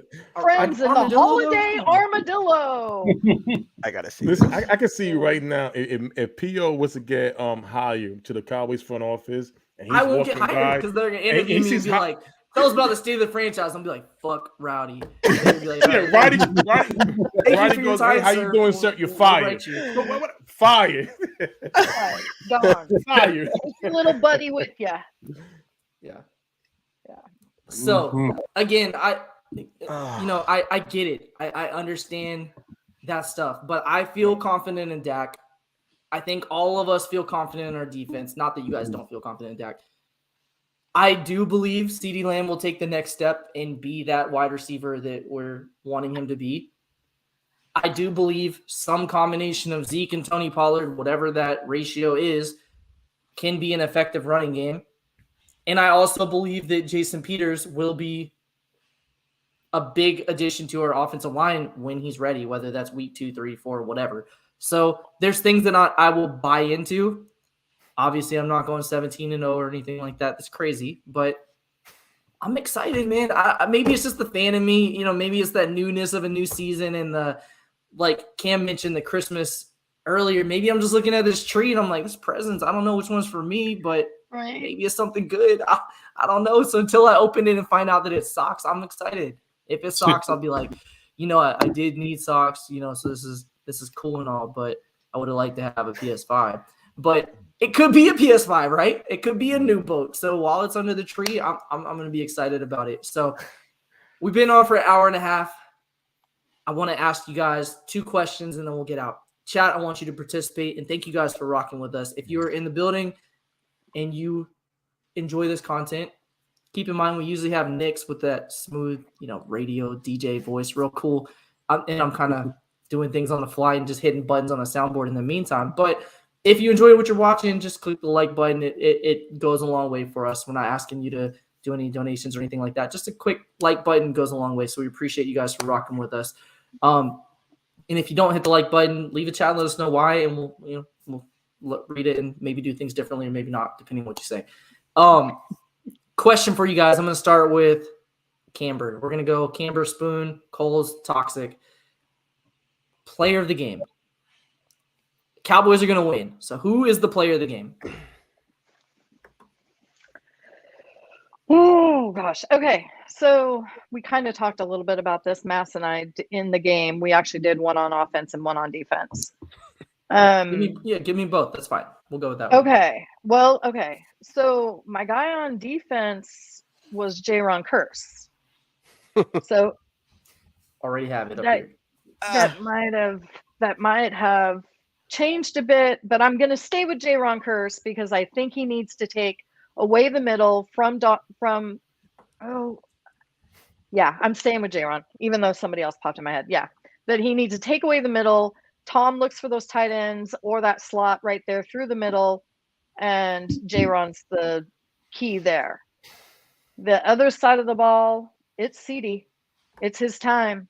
He's wide receiver 1, and it's going to be a lot like I mentioned earlier, the Cooper Kupp deal, that, there's not another proven big body out there on the other side. I mean, it's Noah Brown right now.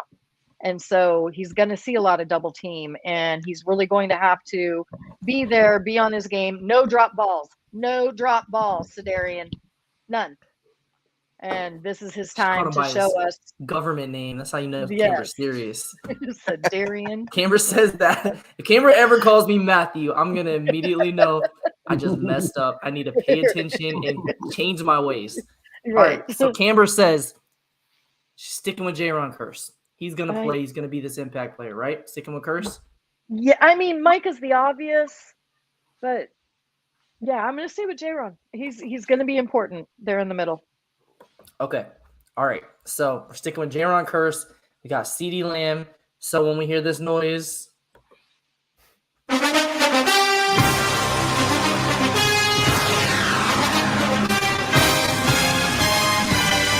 we know good things are going to happen. All right. So we got Micah Parsons / Jaron Curse and Sedarian Lamb. Spoonie, player of the game or players of the game. I'm gonna stick with my answer from Wednesday's show and go with Osa for the defense. For the offense, the 88 club will be open on Sunday Night Football. Buccaneers are not allowed in. Wow. Lamb and Osa. Lamb and Osa. I like it. Lamb and Osa. Okay. So Lamb has been the consensus so far. Cole, are we going to get a different answer now? Don't give an answer just because of that. But go ahead and give me yours. I already had mine already in my mind. All right, so defense, I gotta go with my guy Michael Parsons because he's the X factor. And on offense, I gotta put it on Dak Prescott because he shows out like he did last year with the weapons that he has. He's proven that he's the guy. I mean, everybody's saying we don't have weapons on offense. So if Dak Prescott is very, very impressive that night, which I believe he will be, I see him being the the MVP of the offense. The player of the game. Love it. Who you got, Tom? First one easy, Micah Parsons, because he's Micah freaking Parsons. I have two other ones. One is the Brett Maher Redemption Tour, because we are going to need a guy that can make kicks, and kicking is very finicky. And one day, a guy like Sean Sweezum gets cut by the Cowboys, and he stays in Pittsburgh for years. My other guy is Tyler Smith. I think Tyler Smith is going to be the guy that is going to surprise a lot of people. And everything I've heard about that young man talk, he's smart, he's aggressive, and he works his tail off. So I definitely think that he's going to show that why he was taken, because if he can keep Dak's blindside, yeah, I'll take that. So those are my three. All right. Our guy, Tom, said Brett Maher, Tyler Smith, CeeDee Lamb, Jaron Curse. I'm just throwing all the names out there. Dak Prescott. All right, I'm going to give you guys some different answers. And this is all the Lunatic's fault because he asked me to give more sound for it. So I'm just hitting all the buttons now. All right. I have a different answer than you guys. Not that I disagree with you guys. I love your answers. They're great. I really feel like Ultra Cowboy is right about something. Not that he's wrong about a lot of stuff, but he's right about something in particular right now. Dalton Schultz has been so slept on by our fan base. People were upset about his franchise tag. It's more money than what we wanted to pay him. I understand that. But Dak Prescott trusts him. CeeDee Lamb's going to get more attention than he's had before. We're going to move CeeDee Lamb all over the place. Dalton Schultz is Dak's safety blanket. He is that security outlet. They do have a good front seven. They will get pressure on Dak Prescott. I don't know what the number is. I do know because I went to the future already. Right, I was going to say you've already seen. Dalton Schultz this year, I do believe will be a top 5 fantasy tight end. Whether fans look at him as a top 5 tight end in the league, probably not, because some of the names that are up there are already kind of cemented. But I'm expecting a game where he has, 9 receptions, 85 yards, 2 touchdowns. Sounds like a lot. It is a lot. Wow. It is a lot. I do think he's going to be the answer because we will run the ball more. Don't know what that means, but we will run the ball more this year, which means those linebackers are going to commit more to the running game. We have a CeeDee Lamb that's going to play in the slot a lot. When you have a receiver as talented as that in the slot, that commands a lot of attention from linebackers and a lot of attention from safeties and a lot of attention from cornerbacks to stop a player like that. That's the reason teams have an issue with the Rams with Cooper Kupp sliding inside. With that attention, I still think CeeDee Lamb will get his opportunities, and I still think he'll play well. But I think it's going to open up the field more for Dak's second favorite receiver. Gallup's not playing. That's Dalton Schultz. So I think Dalton Schultz will be the offensive player of the game. Defensively, I'm looking at the names you guys dropped. It's hard to disagree with Micah. It's hard to disagree with Osa. It's hard to disagree with a lot of what was said. It's hard to disagree with Jaron Kearse. I love Kearse. I'm going with a guy that Camber picked as the guy that seals the game. I fully believe that Malik Hooker is going to be a difference maker on our defense this year. He's fully rehabbed from that injury. He's had a quiet offseason. I'll agree with you there. He hasn't had a lot of big moments.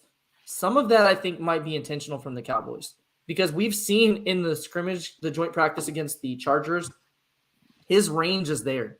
We saw later in the season, he stopped playing more in the box safety and started playing a little bit more deep, a little bit deeper, and kind of took that over. There's a play in the 49ers game, and it's a play that is completely overlooked because of the result of the play. Deebo Samuel scored a touchdown on the play. So I understand why people want to look at this as a crowning moment of our defensive performance. But Hooker's playing deep safety, reads the play perfectly, and comes up and sets the edge better than any defensive back on our entire team, including Jaron Kearse, who I love, to turn the play back inside. Unfortunately, LVE and Micah kind of overcommitted to where the outside run was, and he was able to cut back inside and score. But he did exactly like it was textbook. If you've ever been in a defensive locker room and heard a defensive coordinator talk about setting the edge, it was perfect, like absolutely perfect. And things like that matter in the course of a game. So if you have a guy who can cover better deep than what KZ did and can step up and support the run game, like that matters when you're looking at the other guys we have in the room. I know that was long-winded. I'm sorry. It's just what I do sometimes. So I'm taking Dalton Schultz and I'm taking Malik Hooker as the two difference makers on why we win the game. The Lunatic said, no D-Law, shame. Well, that's your answer. That's great. Give us your offensive guy. Anybody. You want anybody. You didn't call in, Lunatic. Call in. You can chat. You could have called let us know. Right. So with that said, we're at the end now. We're going to give our score predictions and end this and get on with our Saturday and then hop into Sunday once the Cowboys win. So, Toxic Tom, appreciate you joining us as always. You're a friend of the show, a friend of mine personally, and also we share a child together. So we have a different relationship than other people in this panel. So with that said, you said you think the Cowboys win. I do. What do you think that score is going to be? 24-21. Brett Maher nails a long kick to end the game and makes it. He makes the kick. All right. I'm going to throw this out there. If Brett Maher, dying over here. If Brett Maher kicks a game-winning field goal or extra point next Wednesday, we'll do a giveaway on the show. Don't know what it'll be. We'll come up with something cool. But we're going to do a giveaway just to honor our guy, Toxic Tom, for nailing that one. All right, so Maher kicks a game-winning field goal. Nice. Nail biter, Cowboys win. Cole's Cowboys. Also appreciate you joining. One more reminder, he has a YouTube channel. It's Cole's Cowboys. Really easy to find. Great dude. Cole's Cowboys. What's the score going to be? I'm going to say 21-17 Cowboys. 21-17. Okay. Bruce Toxic Juice just agreed with you, right? He has 27-21. Okay. So you got 21-17. Another nail biter. Spoonie. What's the score going to be? 42-21. Whoa, Spoon. I like that, man. What was that? You go. What? You go. Sorry, what was that? 42-21 Dallas. Okay. Love it. Love it. Let's go. Blowout win for the Cowboys against Tom Brady. I'll be popping champagne. Miss Camber. Again, if you joined late in the show, Camber is a big founding mother, I guess founding mother you'd say, of Pick Six Sports and all the things we're doing. She's launched 2 midday shows. They went live on Tuesday and Friday this week. Don't know if that's going to be the same cadence all year or not, but there's 2 midday shows with Stevie J and Massey. Definitely check them out. It'll give you some content in the afternoon to listen to, and then you can join us on Wednesday and Fridays for our evening shows. Miss Camber, what's the score going to be? I said it earlier on the show, and it is going to be 27-20 Cowboys. And we are winning on a pick 6 from one Malik Hooker. Okay. Love it. Love it. All right. So you guys already know, I the cat's out of the bag. I already went to the future, so I already know what the score is going to be. It's a surprising score. You're going to hear it and be like, that's a weird number. You don't hear that often. The Cowboys are going to win 28-16. The Bucs are going to end up settling for a lot of field goals. Tom Brady's going to be flustered and frustrated that they can't score. They're going to get that one touchdown, and it's just going to be field goal, field goal, field goal, and that's it. So it's not going to be a blowout win where you feel great about it like the Bills did, against the Rams, but it's going to be a convincing win where you feel good about it as a Cowboys fan. We beat Brady, and it really wasn't that close. That type of game. There's going to be a lot of frustration from the Bucs and Tom Brady, and you're going to hear all the conversation Tuesday, Wednesday, Thursday. Is Tom Brady washed? Is it the stuff with his personal life? Is it the new head coach? Is it because of the injuries? Because Godwin didn't play, all that stuff, but the Cowboys are going to win. So, chat, we really appreciate you guys rocking with us. We've been on for an hour and 46 minutes. I hope you guys had a wonderful Friday. As always, Toxic Tom, thanks for joining. Coast Cowboys, thanks for joining. Spoonie, the man. And Camber, before you jump off, during the midday show, an epiphany happened to me. I was listening to the show, and I'm like, we need a midday mass segment. So since Massey's on with you, we already have our Spoonie sermon in the evening. We need a midday mass. Doesn't have to have organ music or anything like that, but we need just a solo of Massey giving his thoughts on whatever he feels like talking about. So we need a midday mass segment. So you guys chat with each other and figure out how to make that happen. And TC915 said, if Camber is the Pick Six mother, I'm the Pick Six stepdaddy. I don't know how I feel about that. I'm thinking, he's like full on married me, and I'm not seeing any bills getting help paid. The garbage isn't being taken out. He's saying it in rowdy voice too. You got to put your money where your mouth is, man. Yeah, I'm hearing a lot of talk, and I'm not seeing any action out of this. So she's wanting that bank account, just keep adding that money to it. So TC915, if you are going to be in a relationship with somebody like the founding mother of Pick Six Sports, you're gonna have to step your game up because it's 2022 and your girl's got some stuff she wants to do with her life. So you're gonna have to start contributing with that. But with that said, cheap, and I'm not cheap. It's not cheap. So guys, remember, Friday we're feeling good. Saturday we're feeling good, and then Sunday. All I do is win, no matter what. Got money on my mind, I can never get it up. Yeah. With that said, you guys have a wonderful evening. Hit the like button on the way out. See you guys. Turn Cowboys. up.